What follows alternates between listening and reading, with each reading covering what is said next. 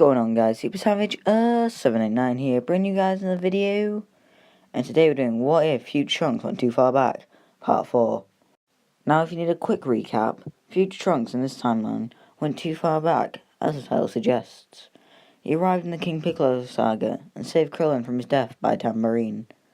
He also saved King Piccolo, as he did not know that Piccolo, the one he and Gohan were familiar with, was actually Piccolo Jr.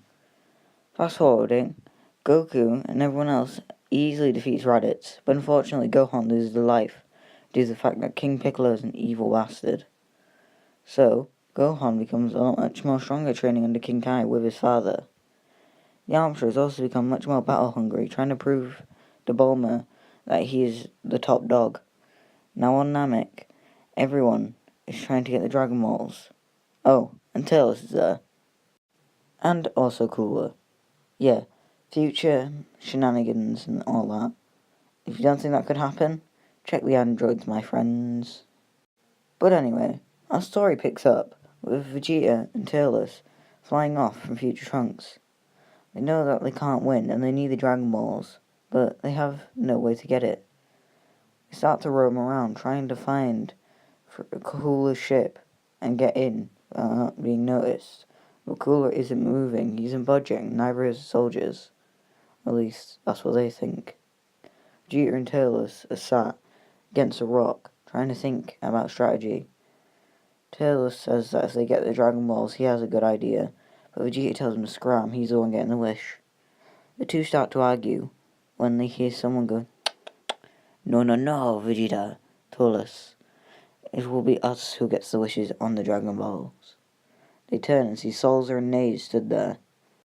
This sends Vegeta and Turles into a panic. As Salza says, Master Cooler said we had to bring you in alive. I, on the other hand, have different intentions. Vegeta and Turles rush at Salza and Naze, and the two of them start fighting. Turles, halfway through the battle, yells for Vegeta to destroy their scouters, which Vegeta finds somewhat odd, but listens. He fires a huge blast at Salza, scraping the side of his face and completely destroying his device, as Turles leaps at Naze and kicks him in the face, doing the same thing. The two Saiyans leap backwards and then start to charge a huge blast, Vegeta charging a Gallic gun, while Turles charges a Kill Driver. As the two prepare to launch it, Turles fires his at the ground right below his feet. This creates a huge smoke screen that gives Turles the opportunity to escape. This is why he destroyed the scouters, just so they couldn't be tracked. Vegeta notices this immediately and tries to follow, but Salza rushes at him.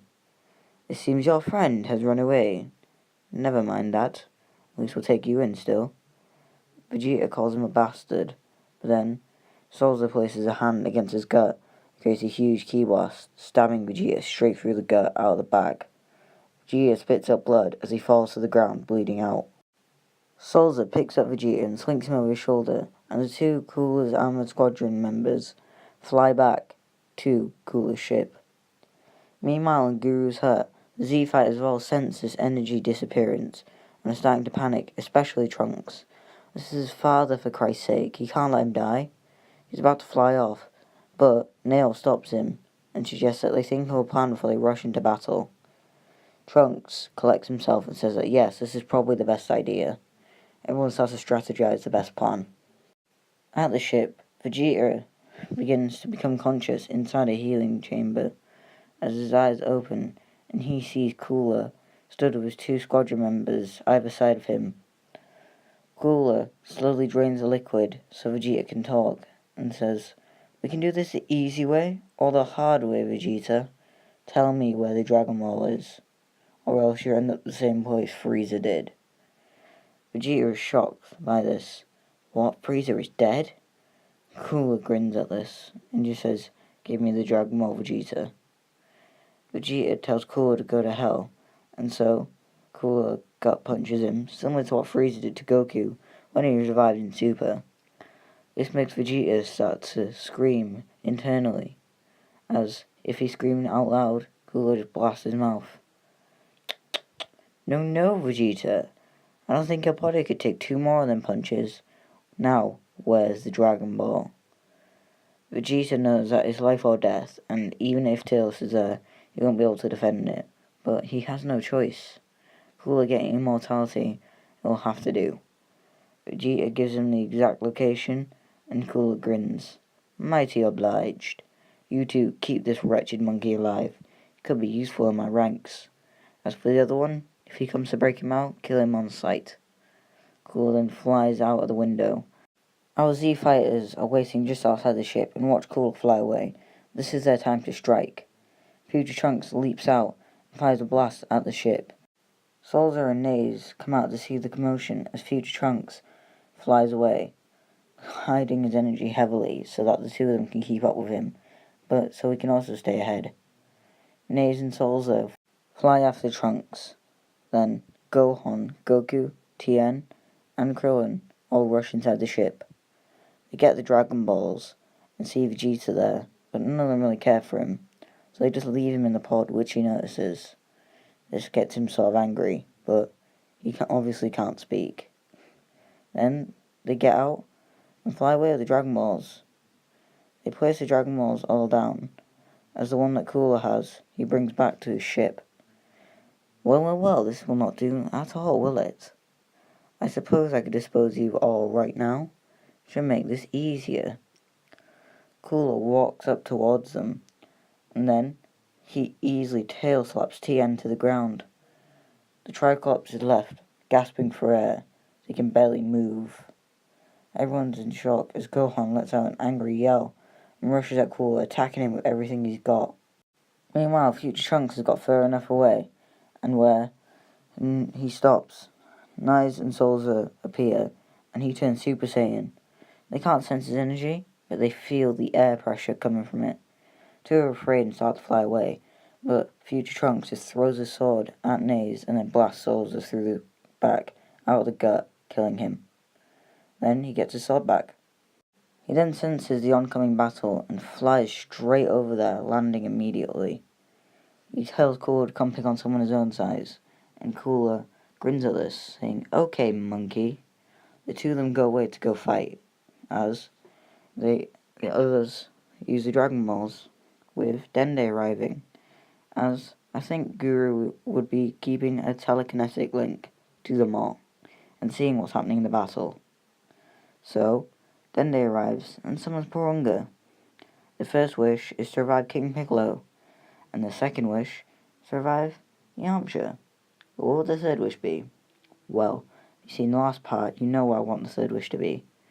Now, they think about healing Tien, as he could be useful, but Turles interjects. We have healing pods inside the ship. Should come in quite handy to heal your friend. Meanwhile, I have a different solution. The Tree of Might. He then explains what the Tree of Might is and how it can grant them a 15 times multiplier.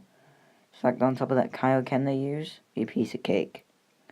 Everyone debates this, but they think that is the best idea, and so Dende wishes for it. A seed lands in Turles' hand as he plants it in the ground.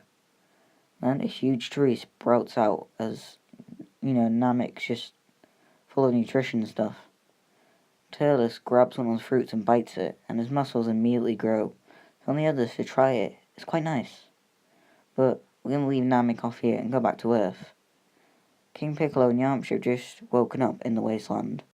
King Piccolo chuckles maniacally. Now is his chance to conquer the Earth. Yamcha says that he won't let him, but King Piccolo just grins. What the hell is that weakling going to do?